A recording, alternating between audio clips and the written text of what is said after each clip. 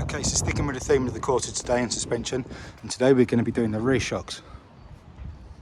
It's MOT time coming up, and we can see our shocks are not in the best state, so we're going to get on and change them both today.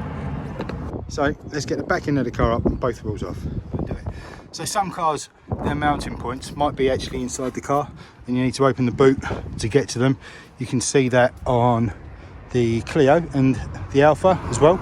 They're exactly the same. You need to go inside the boot, but with this one there's actually a mounting bracket up there which we're going to need to take the liner out for, and then down the bottom here obviously we've got our main fixing bolt there.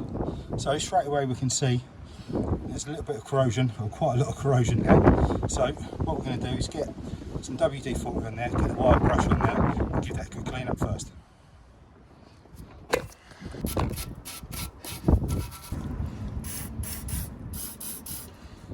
Next thing we need to do is take out this wheel arch liner. So we've got a few fixings. There's one down here by the looks of it. I can see some more around here. One there, one there, one there, one here, one up there, a few around. I think it's all one piece. So I'm going to get these all removed, and then hopefully this should come away nicely.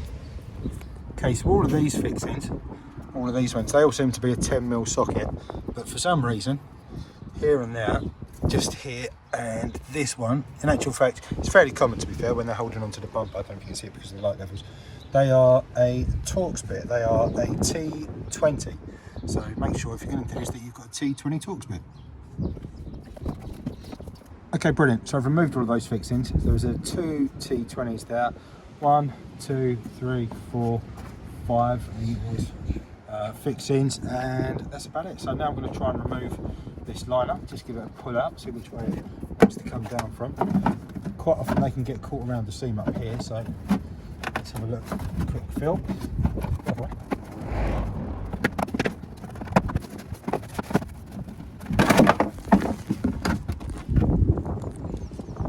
Okay, so there we go. It came away pretty easily in the end. I think probably easier to take out the back side first, then sort of fold it in a little bit, and then it just all come away. So now in our wheel arch we can see, well, that blows halfway down the drive, we can see what we've got up there is basically our fixing of the mount that mounts to the body. So we've got some Torx fixings there, so we'll do the same again. We'll get a wire brush on there and just get some WD on.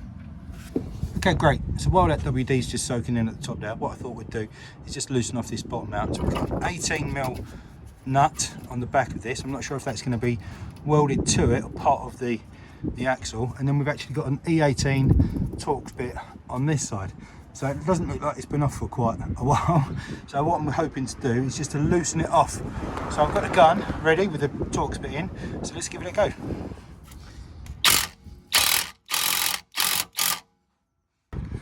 Okay, fantastic. So it looks like it's come away nicely straight away. So what I do, I'm just going to continue taking it out a little bit. I'm not going to remove it all the way yet, just most of the way, so that it's just sitting there still and held on the bolt while we loosen off the top end.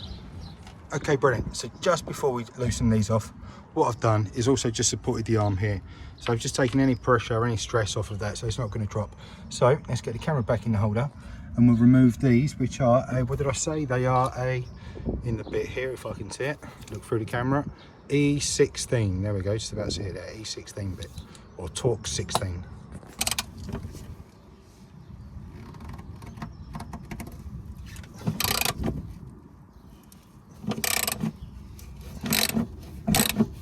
Okay, so it feels like it's coming off all right. It's pretty tight, I'll tell you that. I'm going to need to move the camera to get to the other one for the angle, so I'm going to carry on and get these ready to take off. Okay, brilliant.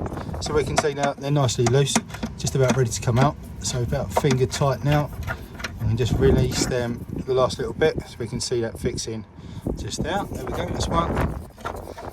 Take the other one.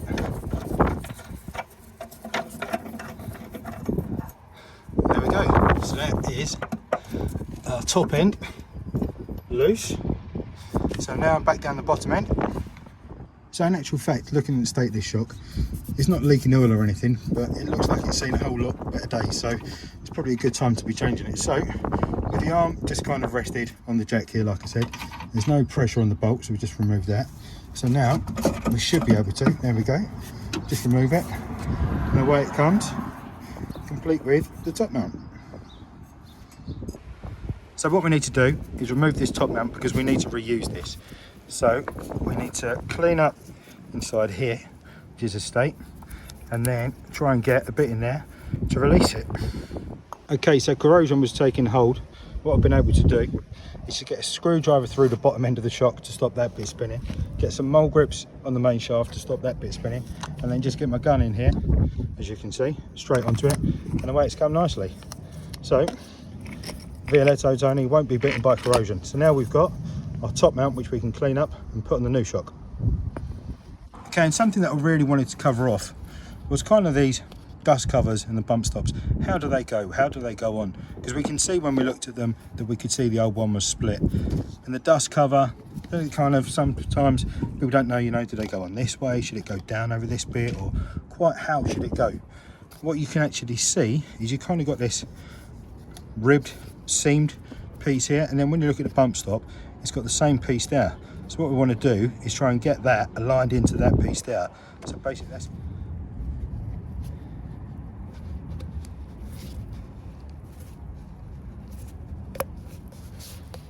Okay, there we go, nice and easy to be fair. Just give that a squeeze, and that's gone straight in nice and easily. So now what we can do is get our new shock, take the new fixing off the top end, offer that up all the way through. See if I can find the hole. There we go. Once you've found the hole, slide it down nicely, just into there. And now what we need to do is get on top mount. And what we can see, what you might be able to see, is the bump stop just fits up inside that top mount. There we go, and that holds it in place. So now, all we need to do is just get our fixing on the top here and torque this up. We'll get this screwed all the way down.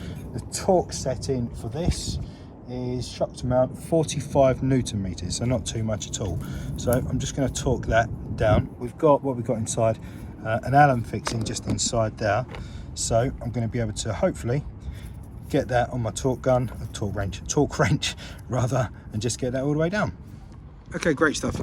So with that now torqued up, what we can do is just get it off and back up into the fixings here. What I'll do is just give that a quick brush down as well, and then we can give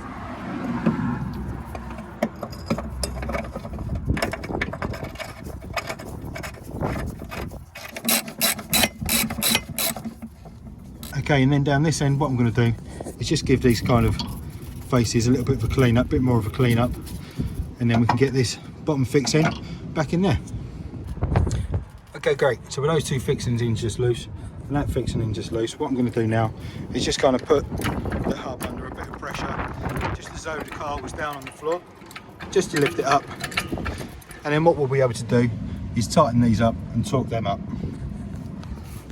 Okay, so the torque setting for these fixings up here is 54 Newton meters. So we'll just get these tightened up.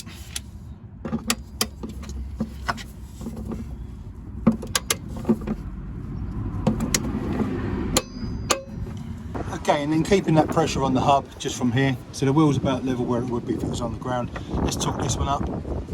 This is 90.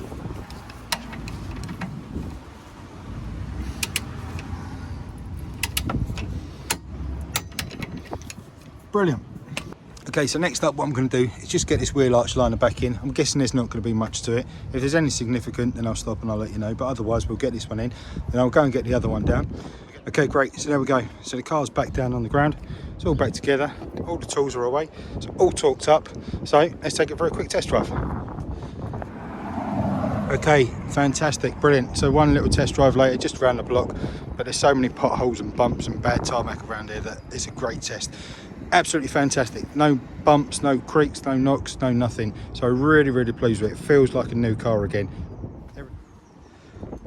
So there we go. Hopefully that's been useful. If you have enjoyed it, remember to give us a like down below. If you haven't done so yet, give us a subscribe coming up here now. Like I say, it's the easiest way to find your way back to the channel.